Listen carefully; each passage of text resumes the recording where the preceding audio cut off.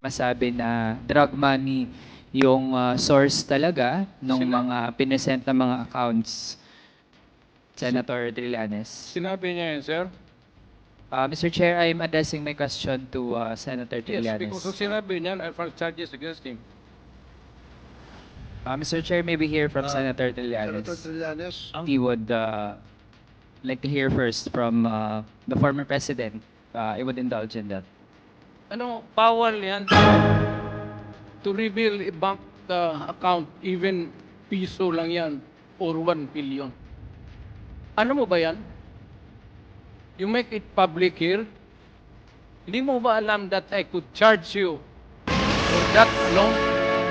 A single statement, I can send you to prison. I guarantee you. Hindi mo alam yan?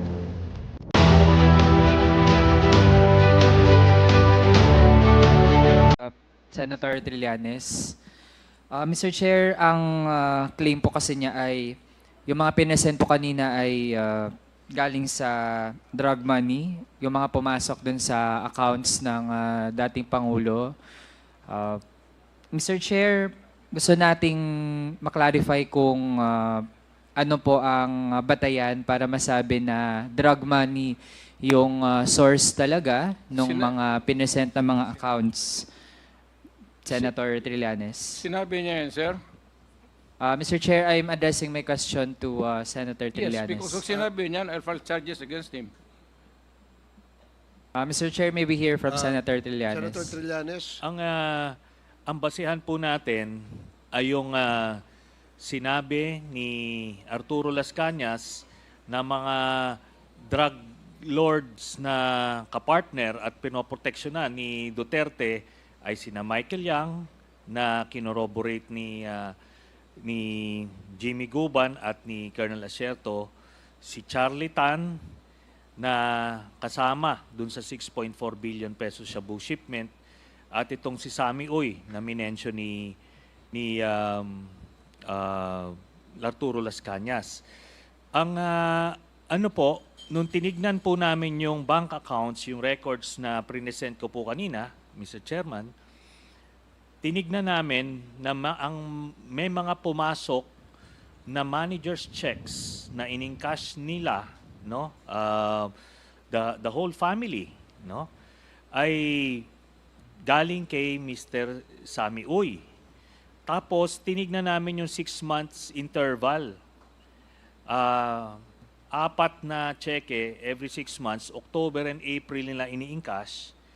At lumalabas, nagdidibidendo ng roughly 40 to 50 million pesos every 6 months. Nako, I'd be very interested kung anong negosyo ang nag-yield ng ganon. Pero yun po ang lumabas dun sa aming pag-aaral. Tapos based na rin dun sa, yan po yung documentary evidence, yan na yung paper trail, yung money trail. At based doon sa testimonya ni Arturo Las Cañas being an insider doon po sa grupo ni Duterte. Okay, Mr. Chair, follow-up po na tanong doon.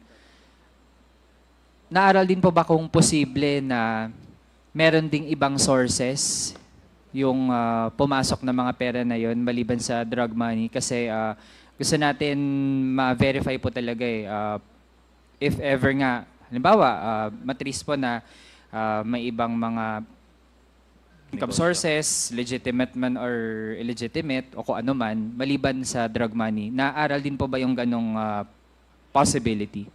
Noong una, yun po ang kinoconsider namin, no?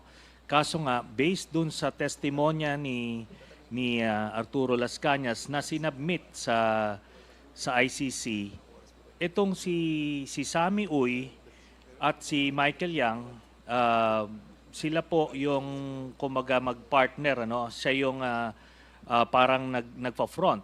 Tapos tinignan namin yung mga negosyo nito ni Sammy Uy, hindi siya pwedeng mag-yield ng ganong dividendo na 40 to 50 million every 6 months na dinidistribute. Yung pa lang yung nakita natin doon sa paper trail.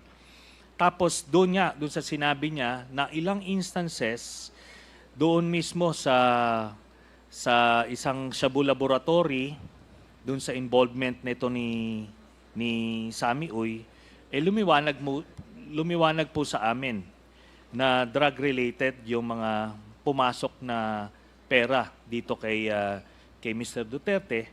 Kaya nga pinoproteksyonan niya ng todo, nakita nyo, di ba?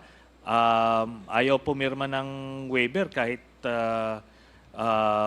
ito na, sasabihin niya, babawiin niya because ando doon lahat ng sikreto. And sabi ko nga, na-validate na po ito ng Anti-Money Laundering Council through the Ombudsman na nakakuha rin ng same set of documents. Then, ultimately, in an impeachment court and the criminal court, lalabas po yan. No? Lalabas po yung mga ganyan kasi may mga exemptions sa bank secrecy law yung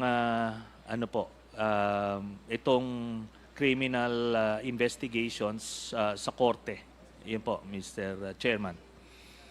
Thank you, Mr. Chair. I respond. Mr. Chair, I have Alam mo, other it's questions. taking eternity Gusto ko for, munang i-address Sandali lang. dire-diretso kay 1 minute Senator suspension. Llanes. Tamaan eh.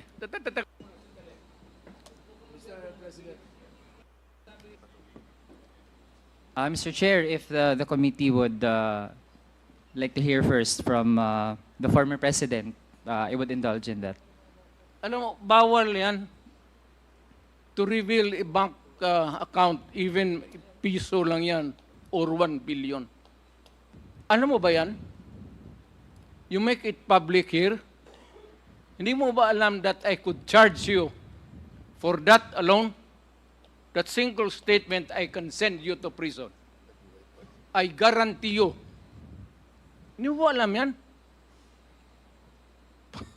Mr. Chair, if our resource person is done, hindi po tayo nathi-threaten doon. And Hindi in fact, Mr. nathi-threaten. Chair, Produce pinakinggan the na po natin. document. Mr. Chair, I have the substantiate floor. what you charge. Suspension again. Big- Very short. Yes, actually, Mr. Chair, marami pa akong mga tanong. Tapos ang sabi nga rin naman po kanina, pwedeng hanggang 2 a.m., 5 a.m. tayo. Bakit ba yung kamay mo Actually, sa Mr. sasayaw? Chair, ako, kaya din naman natin yan, lalo na nung mga budget hearing, araw-araw ganun yung mode natin. Kaso lang, Mr. Chair, based sa sitwasyon po ng ating resource person, kahit na actually ay bibigyan ko rin naman siya ng panahon para makapagsalita. Gusto ko lang na ma-establish muna yung mga punto natin through our questions sa ibang mga resource person kasi po hindi lang naman po ang dating Pangulo ang ating resource person pero parang siya nagsasayaw po yung kasi kamay yung mo. nagmamadali, Mr. Chair, at tingin po natin hindi na conducive to the point na tinithreaten po tayo, pananampal, pagmumura. Kaya tingin natin, Mr. Chair, kung ganito ang magiging conduct ng resource person natin, Tumahimik, mainam kumain nga, ka na. Mr. Chair, din muna talaga at hindi po natin tinatanggap yung bluff niya na kaya niya magstay hanggang umaga. So I'm actually willing, Mr. Chair, if the committee would want, I can pause with my questions and I'll let the committee decide, Mr. Chair. Hindi. We continue. Huwag ka namang madali. Nandito ka na lang. Meron rin na eh. pong Mr. na-wrap up Chairman, na po at meron na pong meron tayong pending motion. So, pending motion na ito pong hearing na ito, itong pandinig na ito ay temporarily ay isususpindi natin, no?